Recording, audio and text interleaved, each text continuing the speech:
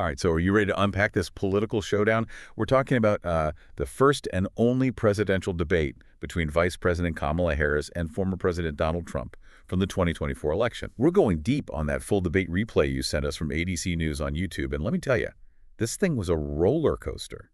We're about to navigate accusations, economic clashes, and some truly shocking moments. Buckle up. It's fascinating how this debate really became the defining moment of the entire election. President Biden dropping out just weeks before threw everything into chaos, leaving the polls practically tied. This face-off, it wasn't just a debate, it was a political earthquake waiting to happen. Okay, so let's jump right into the epicenter, shall we? Yeah. Round one, the economy and the cost of living. Harris came out swinging, arguing that everyday Americans are struggling more now than they were 4 years ago. She pointed to the economic struggles during the Trump administration, record unemployment, the pandemic, even the attack on democracy on January 6th. It's a pretty stark picture she painted. Yeah, and it gets even more interesting when you look at the economic philosophies underpinning their arguments. Harris, with her Opportunity Economy plan, is all about government intervention.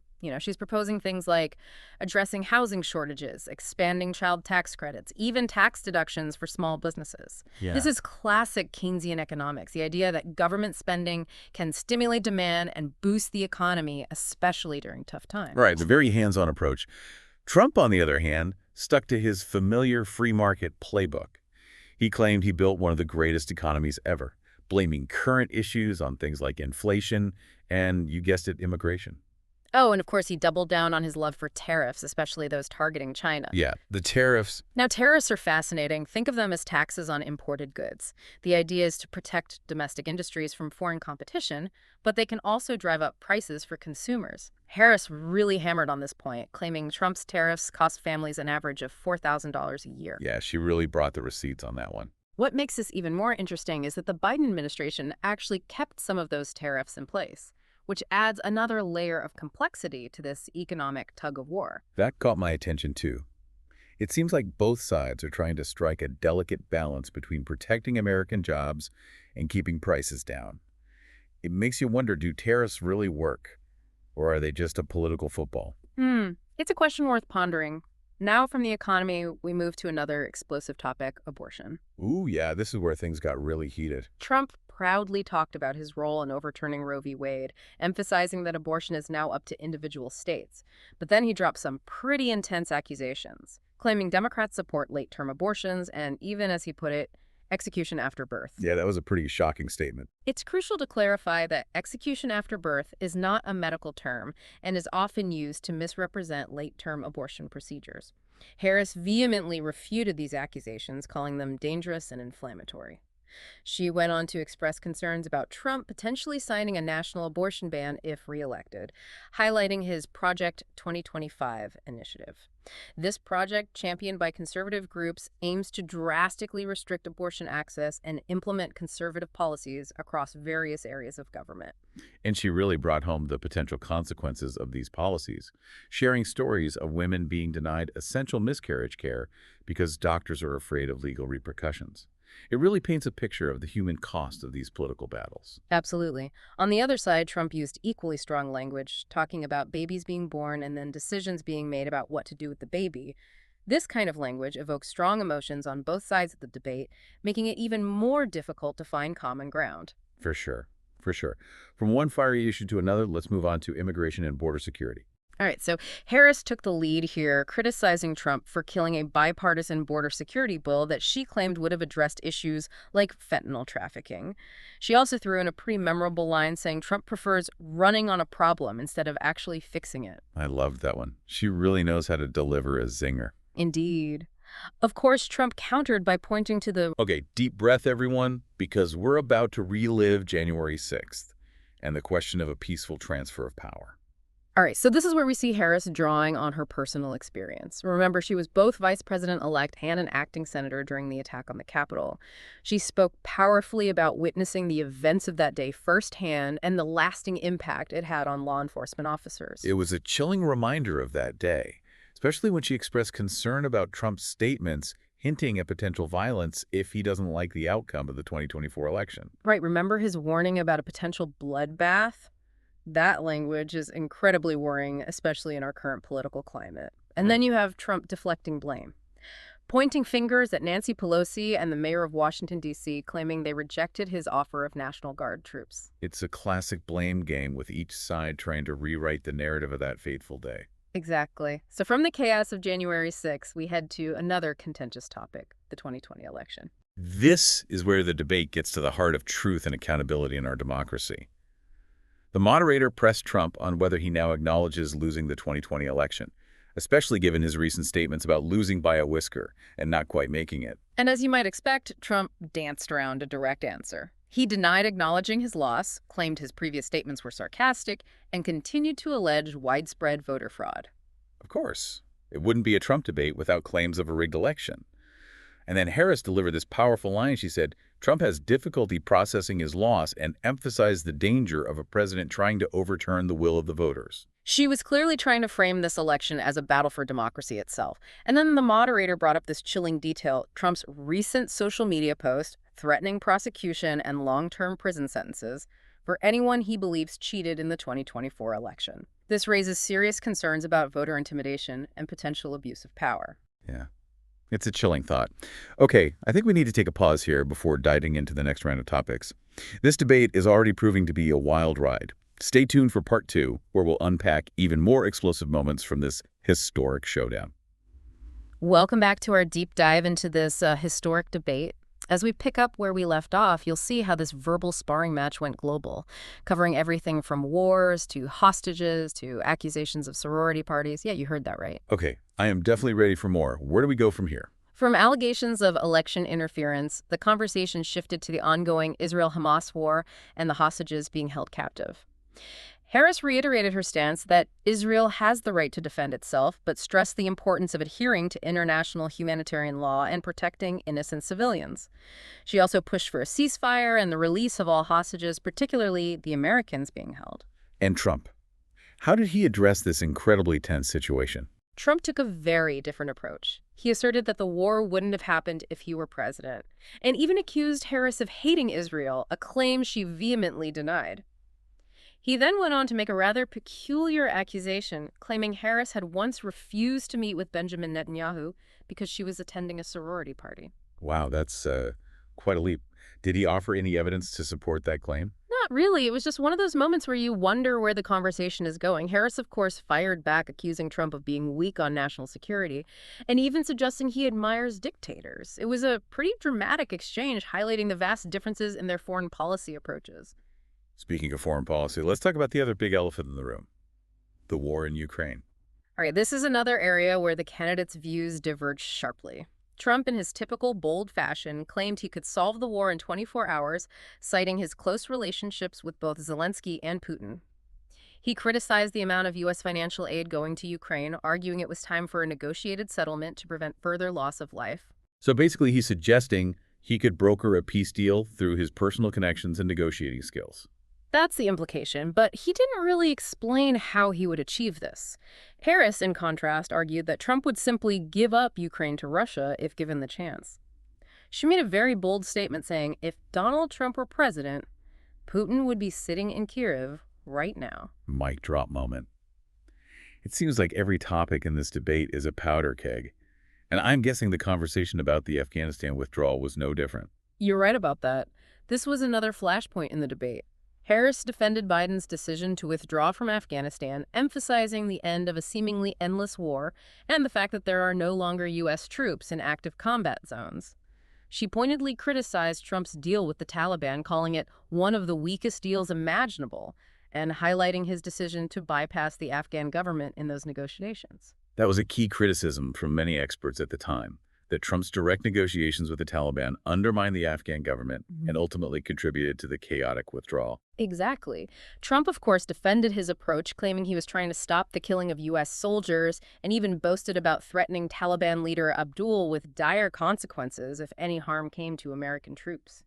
It's fascinating how they both framed their actions as efforts to protect American lives, even though they took very different paths. It really underscores the complexities of foreign policy and the different perspectives on how to achieve peace and security. Now, from the battlefields of Afghanistan, we shift to another battleground, the one over race and politics in America. This is where things got personal, right? The moderator brought up Trump's past statement about not knowing Harris was black until she turned black. It was definitely an awkward moment. It was, and Trump, instead of addressing the underlying issues of race and representation that the statement raised, simply denied caring about Harris's racial identity and attempted to move on. But Harris wasn't letting him off the hook that easily. She accused him of consistently using race to divide the American people, referencing his history with housing discrimination, the Central Park 5 case, and the birtherism movement he fueled against President Obama. It's important to understand what birtherism refers to. It's the unfounded conspiracy theory that Barack Obama was not born in the United States and was therefore ineligible to be president. Trump was a major proponent of this theory, which many saw as a racially motivated attempt to delegitimize Obama's presidency. Harris was clearly calling out this history, highlighting Trump's pattern of using racial divisions for political gain. And she really connected with the audience when she talked about wanting a president who invests in our shared dreams and aspirations, not hate and division. It was a powerful message, especially in a country grappling with its history of racial injustice and struggling to find common ground. From the complexities of race, we move on to another perennially challenging issue, healthcare. This is a topic that always seems to expose the deep divisions in our political landscape. Absolutely. The moderator pressed Trump on his lack of a concrete plan to replace the Affordable Care Act, despite years of promises to do so. His response: well, he said he had concepts, but no detailed plan, claiming he would only replace Obamacare with something better and less expensive. That sounds familiar. It's been his talking point on healthcare for years. You're right. It raises the question, if he's had all these years to come up with a plan, why hasn't he presented one? Exactly. What about Harris? How did she address the healthcare issue? The moderator questioned Harris about her evolving stance on health care. She has previously supported a single-payer system, but now proposes a plan that retains a role for private insurance.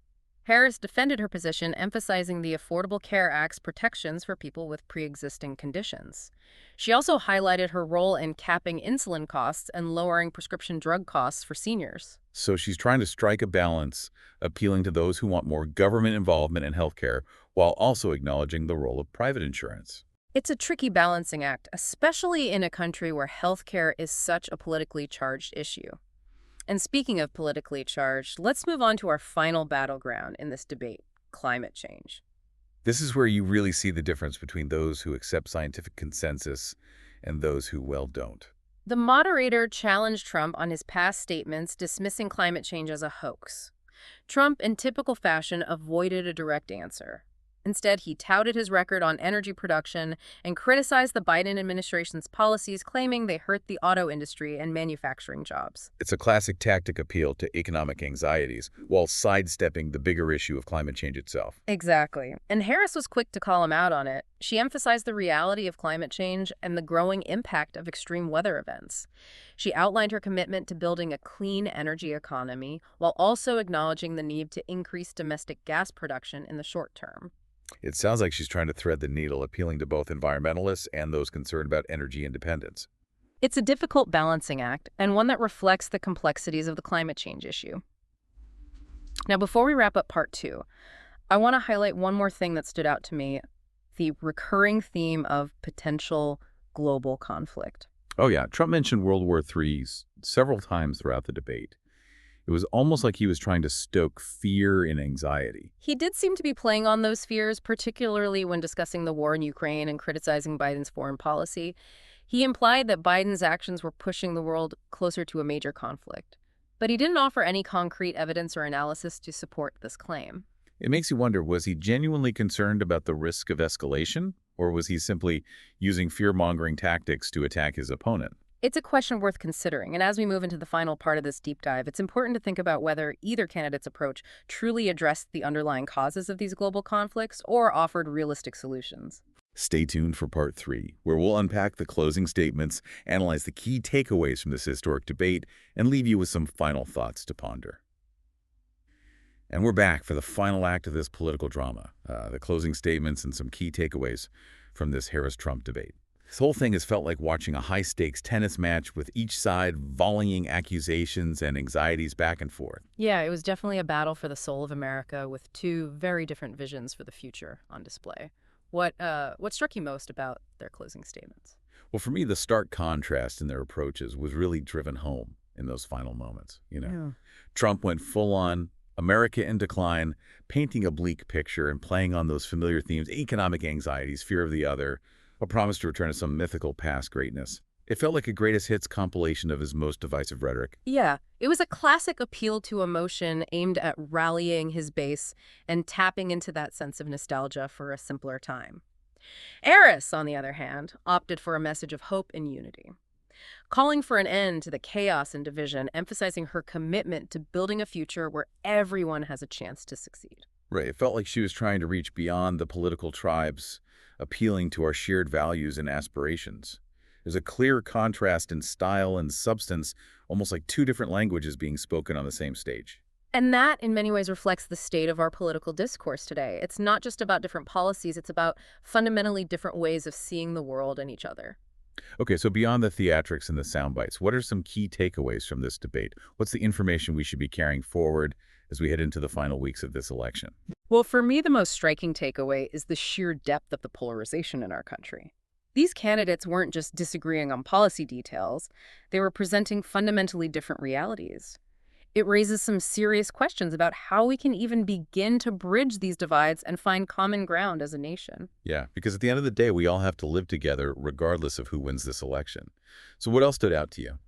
Well, the amount of misinformation and disinformation that was thrown around, particularly by Trump, was concerning. He made several claims that have been repeatedly debunked by fact-checkers and experts. It highlights the challenge voters face in navigating the sea of information and discerning truth from falsehood. It's almost like we're living in two separate realities, which makes meaningful dialogue and informed decision-making incredibly difficult. Absolutely. And that brings us to another key takeaway, the importance of critical thinking and media literacy. We can't just passively consume information.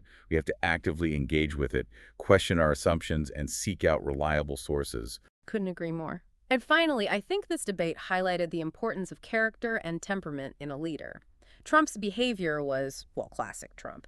He interrupted, he made personal attacks, he resorted to hyperbole and inflammatory language. It raises questions about his fitness for office, especially given his past actions and ongoing legal troubles.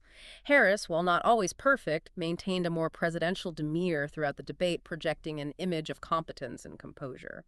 I think for many voters, that contrast in style and temperament will be a deciding factor. It comes down to who they trust to navigate the complexities of the presidency and represent us on the world stage. Exactly. So where does this leave us? Well, this election is going to be incredibly close and intensely contested. This debate, despite all its chaos and theatrics, did give voters a chance to see the stark differences between these two candidates and their visions for America's future. And it reminded us that our choices have consequences. The decisions we make in this election will shape the direction of our country for years to come. So I want to leave you with this final thought.